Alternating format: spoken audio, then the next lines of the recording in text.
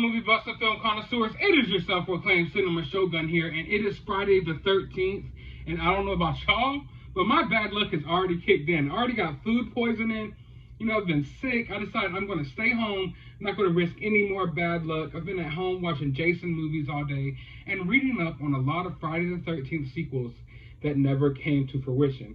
Now, with most horror franchises, the further it goes down the franchise and the more sequels a movie gets, the crazier the ideas get. And a lot of crazy ideas have been tossed around as far as the Friday the 13th franchise goes.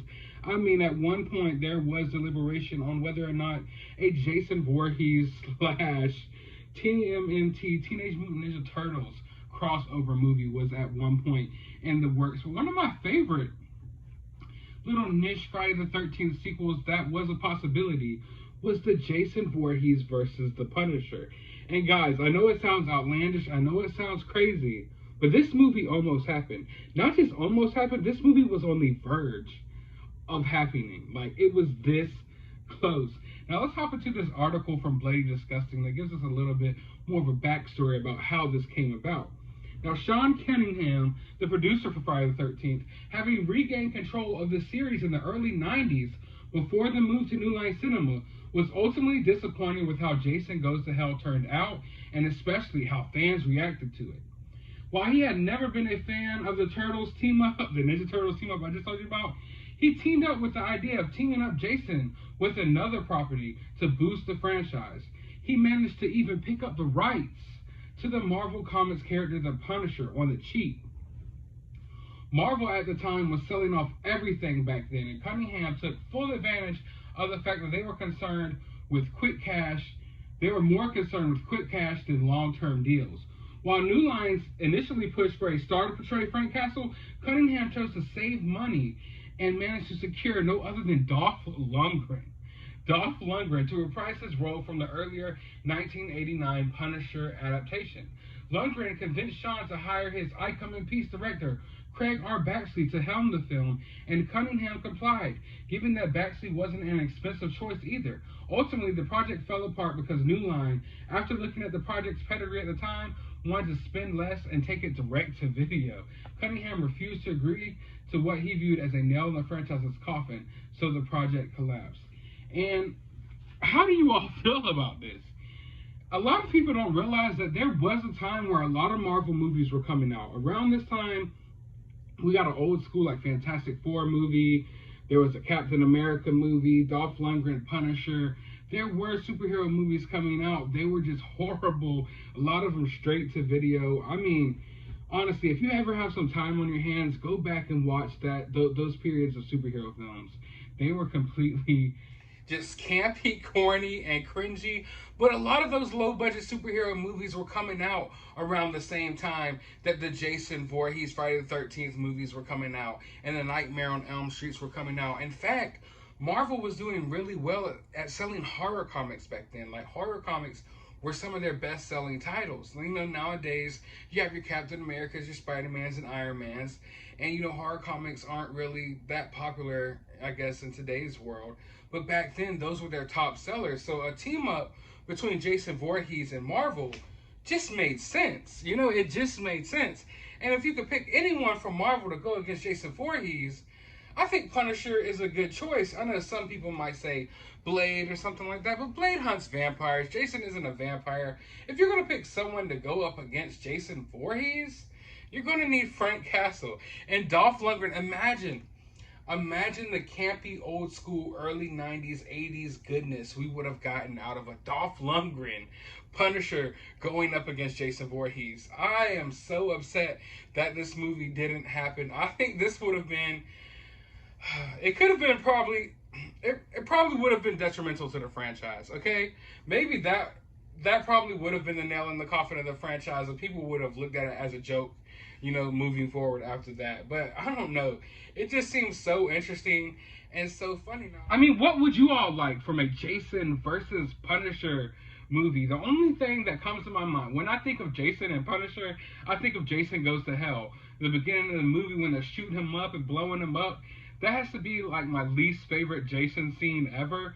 But I gotta believe that maybe a Jason versus Punisher movie would be something kind of like that. I mean, I'm sure he would be prepared with traps all over. He would have plenty of firepower, and he would be a formidable adversary for Jason. I know he wouldn't go out as quickly as a lot of the camp counselors, but we do have a little bit of an idea of where the script was going to go.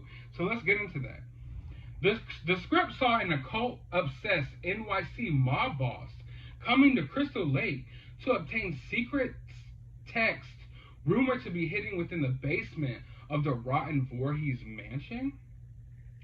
Don Mancuso wants to use black magic powers to gain immortality and rebuild his criminal empire in the Big Apple. Frank Castle, having wiped out all other crime syndicates, follows Don Mancuso. In addition to granting him supernatural powers, the Don's dark magic tinkerings also revive Jason.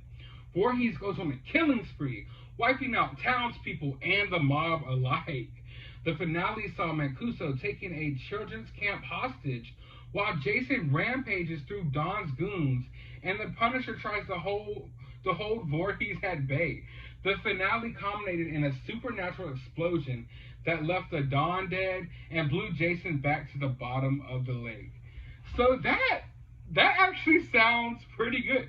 That actually sounds better than some of the Friday the 13th sequels we've gotten. I mean, you got Jason. He's been to the Big Apple. He's been to New York. We know that already. So maybe, you know, he attracted some attention while he was there of a local mob boss. And he wants to come in and tap into some of that freaking Jason power. He wants some of that Jason juice. He wants to be immortal like Jason. I mean, you gotta believe that if he's going after that, then he's probably never seen Jason with his mask off. If he's seen Jason with his mask off, I doubt he would want to be anything like Jason. But this makes sense. I was wondering, like, how would you make a Jason versus Voorhees movie make sense? But this kind of makes sense. It's like Punisher's going after the mob boss. Mob boss reawakes Jason. So you got like a three-way battle there, because Jason gives no F's about who he kills or who he goes after. You're going to have Punisher trying to take down the mob boss, but of course Punisher just can't let Jason wreak havoc and kill everyone. But Jason's probably also going to be upset at the mob boss and just be chopping down, you know, mobsters everywhere. Just think of Godfather meets Friday the 13th meets the Punisher. It's just like, this could have been the greatest movie of all time. If done right, this would have been the single greatest movie of all freaking time. But it's a shame it didn't happen. Now, here's a description of the best scene from the script. I don't have the full script with me, but I'm gonna do some digging. So hopefully within the coming days, I will somehow find the entire script for this movie and we'll dive really deep into it. But for right now, here's a description of the best scene. The insane finale. Don Mancuso is firing black magic lightning bolts at the Punisher, while Frank unloads a heavy machine gun onto Jason. The Don conjures up too much power and explodes when shot in the head by Frank, causing a supernatural shockwave of power that lights Jason ablaze and sends him rocketing back into Crystal Lake. So talk about killing two birds with one stone. The Punisher was going to be so raw that he was going to shoot the evil, corrupted, magic mob boss in the head, and it was going to cause everyone to explode and send Jason right back into the freaking lake from which he came.